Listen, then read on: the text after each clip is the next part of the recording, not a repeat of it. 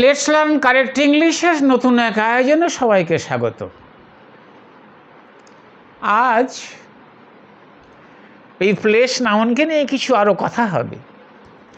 আমরা আজ যে বাক্যগুলো শিখব বা আলোচনা করব সেগুলো আমাদের প্রতিদিনের ইংরেজি কথা বলতে যখন তখনই দরকার হয়ে যাবে।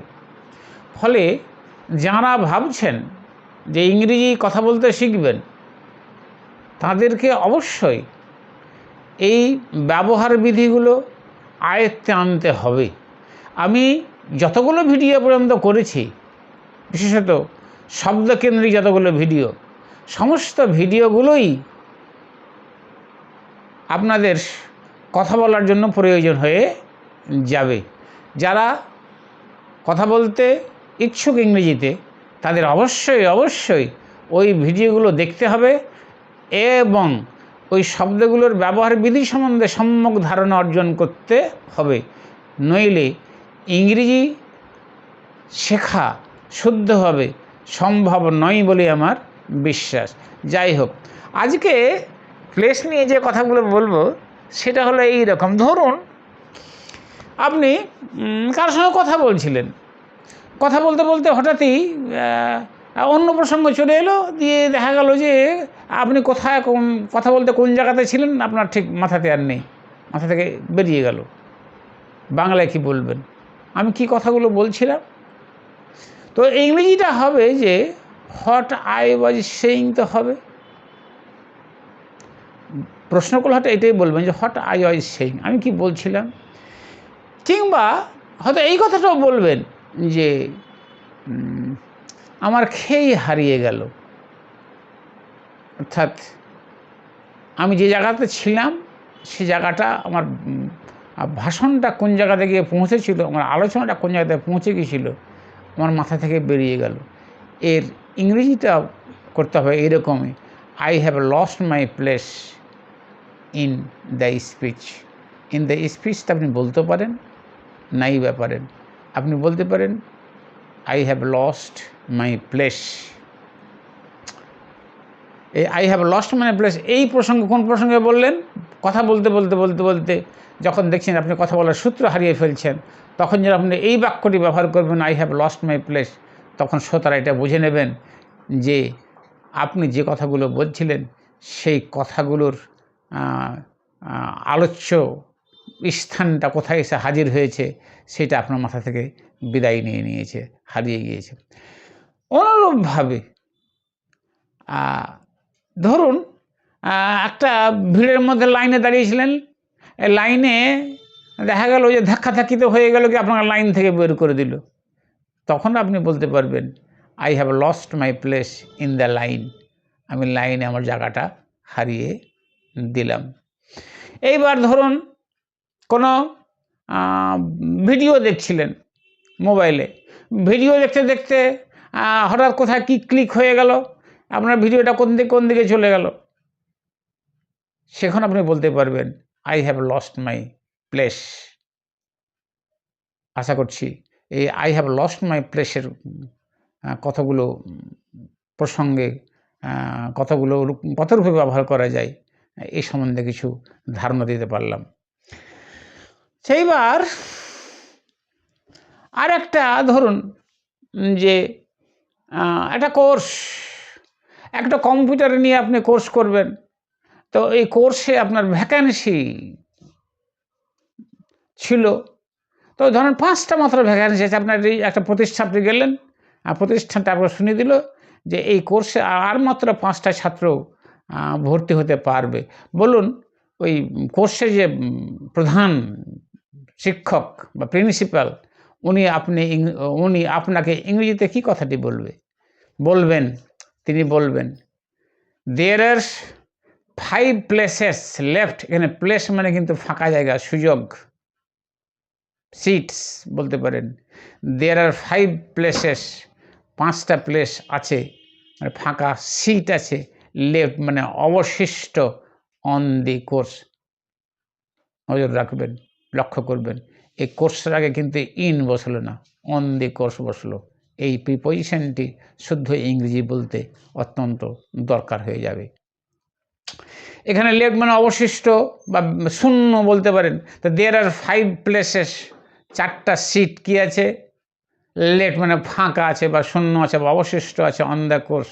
এবার যে বিষয়ে কোর্স, ধরুন আপনি কম্পিউটার শিখতে চাইছেন, কম্পিউটার লার্নিংয়ের উপরে কোর্স, এই কোর্সটাকে 3টি প্রিপোজিশনের পরে বসানো যাবে, কখনো অফের পর, কখনো অনের পর, কখনো ইনের পর। The course of computer learning, অথবা the course in computer learning, অথবা the course on computer learning. কখন অফ হবে, কখন অন হবে, কখন ইন হবে, এর কিন্তু একটা বিধিনিষেধ আছে, সেগুলোকে বুঝতে হবে। ছোট করে শুধু এটা বলে দিই, যদি আপনি শুরুর বিন্দু আর শেষ বিন্দু দেখান যে আপনার কোর্সটা কখন থেকে শুরু হবে, কোথায় গিয়ে শেষ হবে, তখন আপনি অফ দেবেন, the course of computer learning. যেমন ধরুন বেসিক থেকে শুরু করবেন আর ওই ফাইল প্রিপেয়ারিংয়ে গিয়ে শেষ করে দেবেন, তাহলে ওই যে এখানে কিন্তু আপনার শুরুর বিন্দু শেষ বিন্দু উল্লেখিত হচ্ছে, ফলে এখানে অফ হবে। যখন ইউনিভার্সিটি পর্যায়ে খুব গভীরভাবে আলোচনার ব্যাপার থাকে, একটা ডিসিপ্লিনের মতো করে রীতিমতো গভীর অধ্যয়নের ব্যাপার থেকে থাকবে, তখন ইন হবে, the course in computer learning. আর যখন কোর্সটা লেকচার ভিত্তি হবে, যে 2টা লেকচার, 3টা লেকচার, 5টা লেকচারের মধ্যে আপনার কোর্সটাকে জানিয়ে দেওয়া হবে, তখন অন হবে, the course on computer learning. আশা করছি ব্যাপারটি বোঝাতে পেরেছি। তো এইবার আর একটি প্লেস নিয়ে কিছু কথা বলে নেওয়া দরকার। এইবার ধরুন এর আগের ভিডিওতে আলোচনা করেছি যে would you please change your place with me, তুমি কি তোমার জায়গাটা চেঞ্জ করবে আমার সাথে, এটা বলেছি। এই যে ইউর প্লেস, ইউর শব্দটি এই পজেসিভ প্রোনাউনটাকে যে উজ্জ্ব রেখে দেন, তখন প্লেস কিন্তু বহুবচন হয়ে যাবে। তখন ইংরেজিটি কী হবে, যে would you please change places with me. এই বাক্যটি কখন আবার কাজে লাগবে একটু জেনে নেওয়া ভালো। ধরুন বাসে কিংবা ট্রেনে কিংবা ক্লাসে বা আর কোথাও বসে আছেন, অন্য কাউকে অনুরোধ করছেন যে ওর জায়গাতে আপনি যাবেন আর আপনার জায়গাতে ও আসবে, তখন আপনি ওকে অনুরোধ করে বলবেন যে would you please change places, বহুবচন কিন্তু, উইথ মি। দেখুন প্লেসেসটাকে ইউর বসায়নি, কোনো পজেসিভ প্রোনাউন নেই। আবার বাক্যটা রিপিট করি, would you please change places with me. এই বাক্যটি খুব প্রয়োজন হয়ে যাবে। এইবার এই চেঞ্জের বদলে আরও 4টি ভার্ব বসানো যাবে। আপনি চেঞ্জ বসাতে পারবেন, আপনি সুইচ বসাতে পারবেন, SWITCH, এই যে মোবাইলের সুইচ, এই সুইচটাই বসে যাবে। আবার এই যে ব্যবসা ট্রেড, TRADE, এই ট্রেডটাও ভার্ব হিসাবে বসানো যাবে এই চেঞ্জের বদলেই। তো 3টি হলো, চেঞ্জ হলো, সুইচ হলো, ট্রেড হলো। আর সব ট্রেনের টিকিট কাটতে গিয়ে এই শব্দটার সঙ্গে খুব পরিচয় ঘটে যায়, সব SWAP। আপনি এখানে সব শব্দটি বসাতে পারবেন, SWAP। এমনকি এখানে এক্সচেঞ্জ শব্দটি বসাতে পারবেন, EXCHANGE।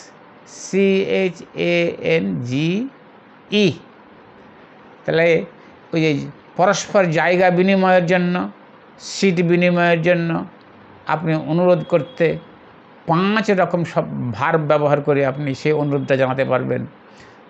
একটা হলো চেঞ্জ 1 নম্বর, 2 নম্বর হলো এক্সচেঞ্জ, 3 নম্বর হলো সোয়াপ, SWAP, 3 নম্বর হয়ে গেল, 4 নম্বর হয়ে গেল সুইচ, আর 5 নম্বর হলো ট্রেড, TRADE। বাক্য আকারে বললে এইরকম বাক্য বলা যাবে, would you please change places with me, অথবা would you please exchange places with me, অথবা would you please swap places with me, অথবা would you please change places with trade places with me, অথবা would you please switch places with me. আশা করছি যত সম্ভব 5টি ভার্বই ব্যবহার করা হয়ে গেল। আচ্ছা, এইটাকে যদি এই পরিস্থিতিতে বলা হয়, হ্যাঁ, এখানে আরেকটা কথা বলে নেওয়া ভালো। এই যে স্থান বা সিট পরিবর্তনের জন্য তো প্লেস ব্যবহৃত হলোই, এছাড়া আপনি যদি কারোর সাথে বাড়ি পাল্টাপাল্টি করেন, হোম, সেখানেও কী হবে? এই বাক্যটি আপনি বসাতে পারবেন, বাড়ি অর্থে প্লেস বসে যাবে। আপনার বাড়িতে ও চলে এলো আর ওর বাড়িতে আপনি চলে গেলেন,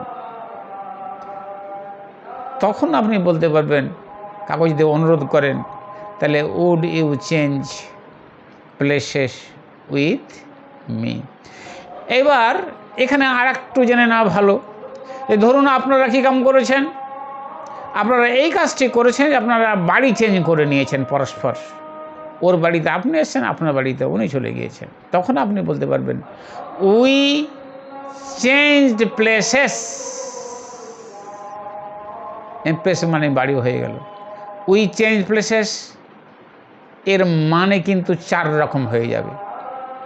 উই চেঞ্জ প্লেসেস মানে হলো, 1, আপনি আপনার সিট পরিবর্তন করেছেন ওনার সঙ্গে, আপনারা দুজন মিলে পরস্পর, অথবা আপনারা আপনাদের লাইনে যে লাইনে দাঁড়িয়েছিলেন সে লাইনের দাঁড়ানোর জায়গাটা চেঞ্জ করেছেন, ওটা বলতে পারেন। অথবা আপনাদের যে দায়িত্ব ছিল, আপনার দায়িত্ব ওকে দিয়েছেন, ওর দায়িত্ব আপনি নিয়েছেন, তখন আপনি বলবেন উই চেঞ্জড প্লেসেস। আর একটা তো বললাম, যখন বাড়ি চেঞ্জ করবেন তখনও কী হবে? We changed places. আপনাদের রোল বা যে ভূমিকা, তখনও পরস্পর চেঞ্জ করে নিয়েছেন, তখনও বলতে পারেন উই চেঞ্জ প্লেসেস।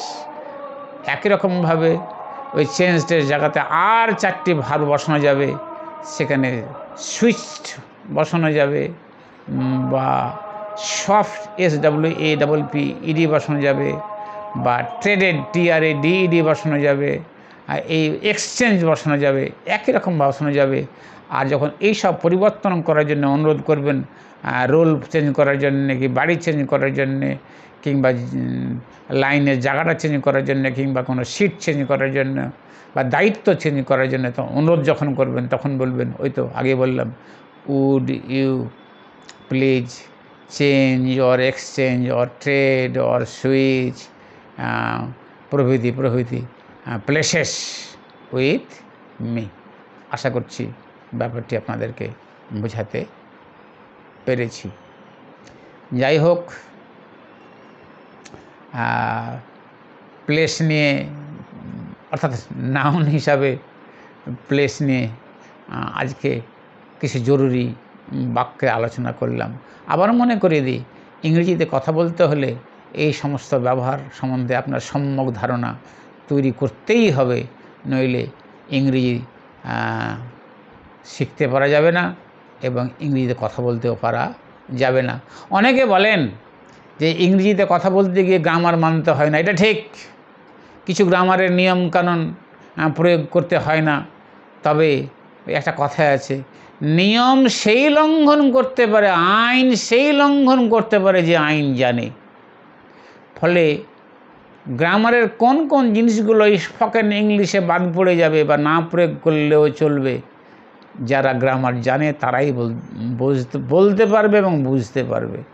গ্রামার না জানলে আপনি ভাবলেন যে আপনি সব শুদ্ধ কথা বলে দিয়েছেন, ঠিক কথার প্রকাশ করে দিয়েছেন, আপনার শ্রোতা আপনার কথা বুঝতেই পারলো না যে আপনি কী বলতে চাইলেন। তখন হয়তো আপনাকে বলবে, বাংলাতে কথাটা বল, তুই কী বলছিস। ঘটনা হচ্ছে এই। ফলে এই যে শব্দের ব্যবহার বিধি আপনাকে ধাতস্থ করতে হবে, নইলে ইংরেজি যেমন লিখতেও পারবেন না, ইংরেজিতে কথা বলতেও পারবেন না। যাই হোক, আজ কিছু আলোচনা করলাম। আগামী দিন প্লেসের যে অ্যাডজেক্টিভ প্লেসড ব্যবহৃত হয়, আর এর নাউন হিসাবে প্লেসিং বা প্লেসমেন্টও ব্যবহৃত হয়, সেগুলো নিয়ে আগামী ভিডিওতে আলোচনা করার আশা রাখি। এখনকার মতো ধন্যবাদ।